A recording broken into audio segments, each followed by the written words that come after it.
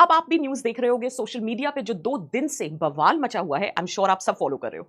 यार देखने वाली बात है, आईफोन 17 क्या लॉन्च हुआ, सारे भारत में भूचाल आया हुआ है।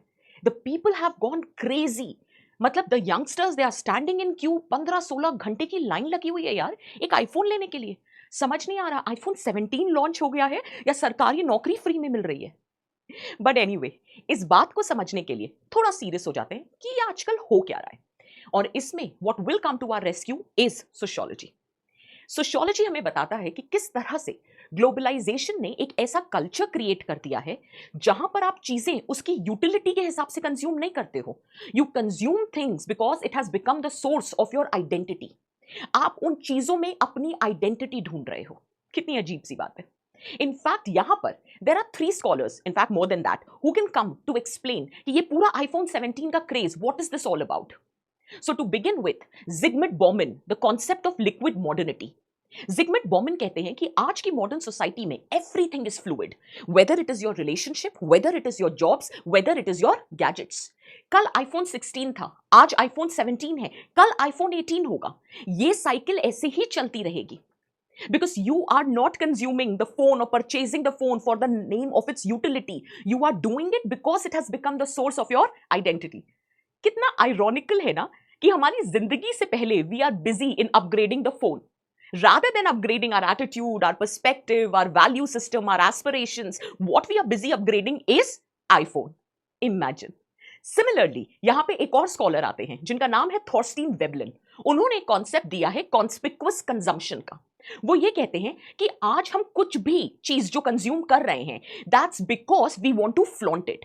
क्या सच बताना, आईफोन इसलिए खरीद रहे हो कि पता है कि वो अपग्रेडेड वर्जन है, यूटिलिटी ज्यादा है, या आईफोन इसलिए खरीद रहे हो कि उसके साथ एक सेल्फी खींच के अपने सोशल मीडिया अकाउंट पर डालोगे?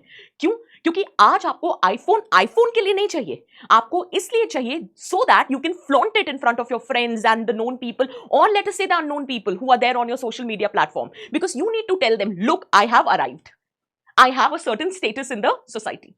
इससे पहले मैंने एक रील बनाई थी जिसमें हमने बात करी थी ड्रामाटर्जी की, अरविंद गॉफमैन का पर्सपेक्टिव, कि किस तरह से सोशल मीडिया फोमो क्रिएट कर रहा है। क्या हम समझ पा रहे हैं ये एग्जैक्टली वही होने वाला है कि आज आपने एक फसाड क्रिएट करा अपने सोशल मीडिया प्लेटफॉर्म पे जहां आप ये बता रहे हो कि look, I have purchase the new phone. उसके पीछे कितना स्ट्रगल इन्वॉल्व है, nobody is going to talk about it. मतलब देयर माइट बी ना that people are buying iPhones which are out of their pocket. So people are looking for loans, people are looking for low cost EMIs, or let us say the people have compromised on their savings or the emergency funds that they have kept aside just to buy the phone.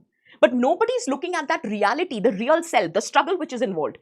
Everybody is going to compare their reality with that facade which is being created by others on social media. और फिर क्या होगा? Generation of FOMO. Did you get the point? And then there comes another scholar which can also help us to explain कि ये हो क्या रहा है। उनका नाम है उल्रिक बेक। उन्होंने एक बड़ा मजेदार कॉन्सेप्ट दिया है, the concept of risk society. वो ये कहते हैं कि आज के टाइम पे बड़े रिस्क इन्वॉल्व है। शादी का रिस्क है, जॉब का रिस्क है, क्लाइमेट का रिस्क है, और अब एक बहुत इंपॉर्टेंट रिस्क है, वो है EMI का रिस्क।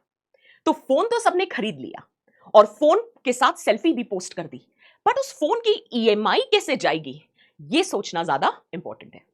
तो अगली बार अगर आप किसी को आईफोन की क्यू में खड़ा देख रहे हो तो आप तुरंत समझ जाओ, this is not about technology, it is about globalization, it is about consumerist culture, it is about sociology of identity, where people are searching their identity through these gadgets, which helps them to tell the world that look, I have arrived. But on this note, all my students out there and everyone who's watching this, I would just suggest, stay wise, stay grounded. Let's wait for a iPhone 18 then. Maybe wo budget mein ho. High hopes anyway. Take care.